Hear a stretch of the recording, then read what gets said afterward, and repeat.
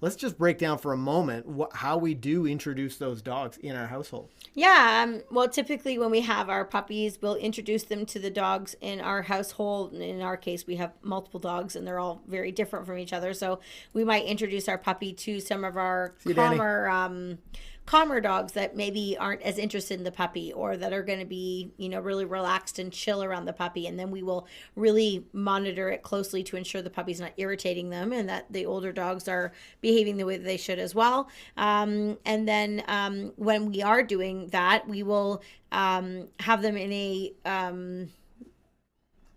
more controlled environment first. So I wouldn't all of a sudden throw my puppy on a leash and go for a half-hour walk around the block with all my other dogs when the puppy doesn't really know what they're doing.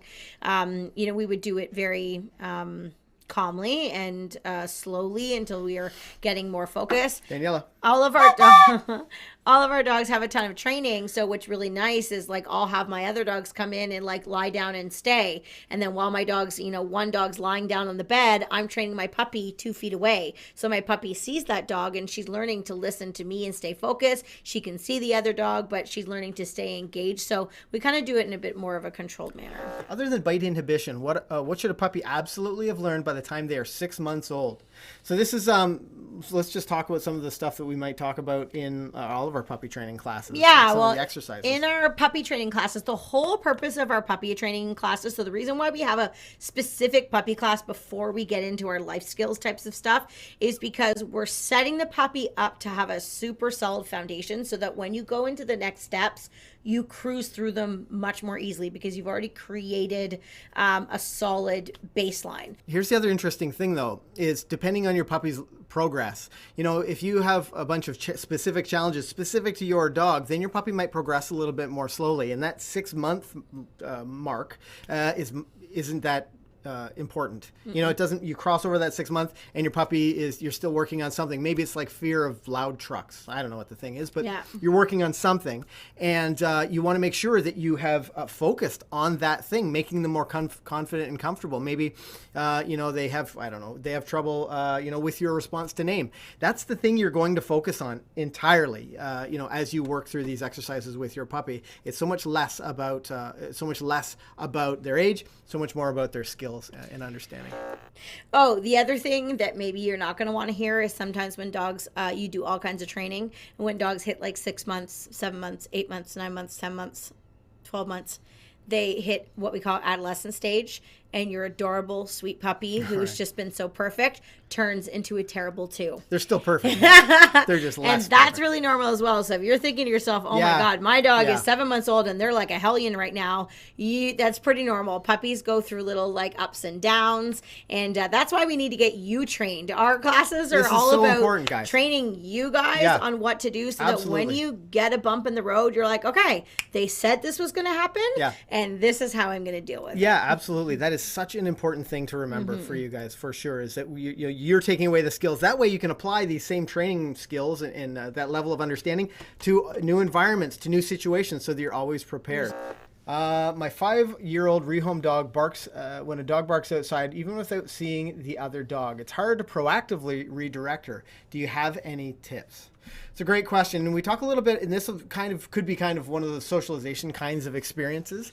And being able to so a couple things that I'm thinking about right away. Number one, I would try to set the dog up with some sounds, like some interrupted sounds that might be happening outside, so that you can work through it and you're prepared for it. It's very hard to proactively deal with a situation like that.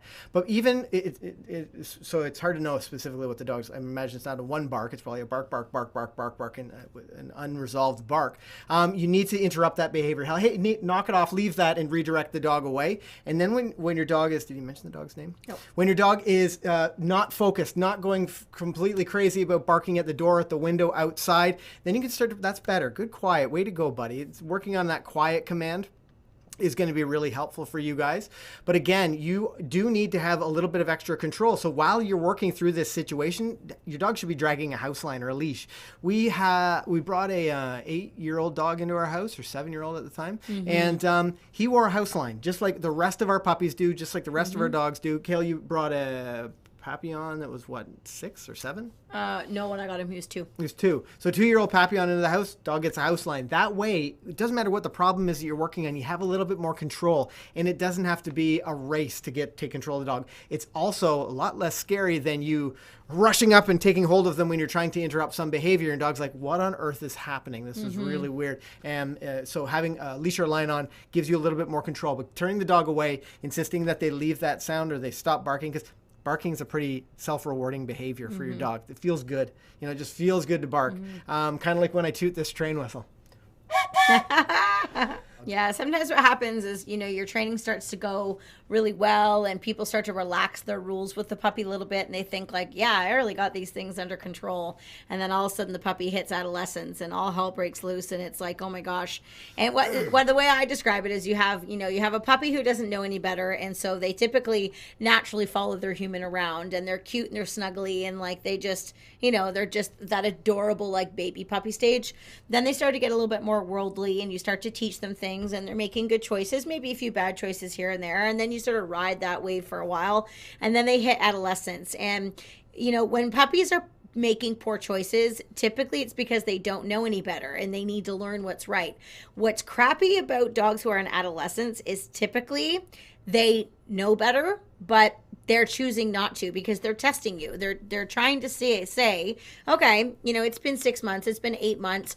Are the rules still the same? And if I chew on the couch or if I bite at you or whatever, what are you going to do about it now? Are we still in the same relationship as we were before, or am I allowed to do these things?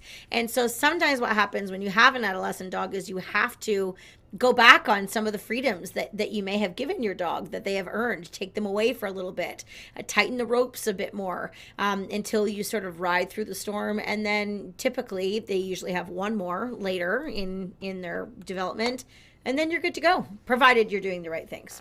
Is it okay to leave non-interactive toys laying around for my puppy to play with at his leisure when I have him out of the crate, or should they be put away until I can play with him? Great question. One of our puppy essentials students. Let's talk about that. Yeah, Jose, I would put them away unless you're going to play with them because you want him to sort of be gravitating to more like chew type toys, whether it's like Bones or Kong or things that they could like really, he could lie down and chew without wrecking or hurting himself. And then keep the interactive toys away, put them in a box or a, something like that. Bring them out, do some training with them, use them as a reward, and then put them away. We don't give our dogs access to any type of interactive toys. Just when they're hanging out in the house, they would probably squeak them nonstop and drive us crazy. But we have all kinds of them when we play with them often. We play retrieve. I'll use them as a reward a lot of the time too, especially we love doing like restraint recalls. This is really important. Ken will hold the puppy and then I'll like shake the tug toy and then call them and then take off and run, and they'll chase me, and then we'll play a game of tug. So we use them a lot for training and for reinforcement and for fun, but then when we're done, we put it away, which keeps it more valuable, makes that toy even more exciting. And then it also just teaches the dog to learn to just go and chill and lie down and chew on toys that are safer. Not toys, but interactive toys. Yeah. So toys. Something that I pride myself on is teaching our dogs to tug because it's such a valuable skill. The thing I really love about it, and the thing I discovered about the game of tug, is it's such a wonderful way to include me in that interactive thing. Using that interactive toy and making it special for those special times when they have something high value. Like your recall, when you're working on your recall with your puppy, whether it's a name, or Kale talked a little bit about those restraint recalls, having something that the puppy only gets, and they get to get super pumped and super high about it as we play a game of tug, is really valuable. And what I'll often do is I'll often tease the dog a little bit with it.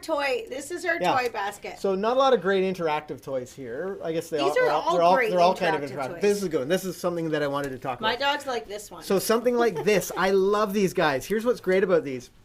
Super springy, so it's great for the dog hits the end of the tug and they go zipping around. What's cool about it is you can actually put food in it. So if your dog doesn't love toys that much, it's a little bit more motivating for them. But I love these things for interaction and engagement and really keeping the dogs, thinking that I'm a lot of fun. But the only time they get to have this much fun is when I'm included.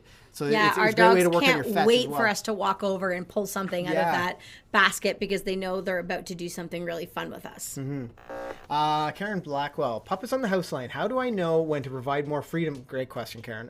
Like being in other rooms, and how do I go about that? Really, really good question. We start to phase out the house line when we get to the point where we can't think of the last time we ever had to like pick it up and use it for some reason, and the dog truly is listening to our voice. Our dogs wear a house line for months, just to give you like a sense of time, months and months and months.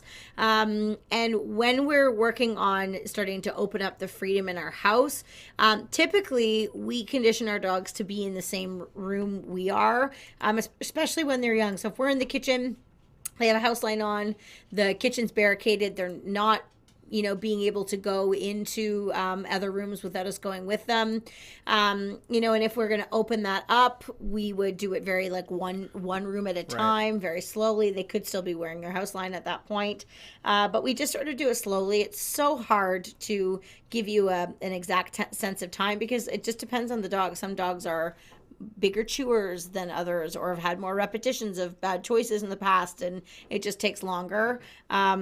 But basically, in a nutshell, when you can't think of the last time your dog's chewed something or had an accident in the house or, wasn't listening to you, then it's probably time to open things up a little bit, but you're going to do it very gradually. And, it could be like, we could leave Beeline loose if we were going out now, but we don't really even. We just, our dogs love to go in their crates. So if we go out, we'll still pop up, several of them in their crates. Or our dogs are just like, they get sort of, they're behind a baby gate in one of like sort of our dog room area. So they're not in crates, but they're like sort of confined. They're not running all over the house.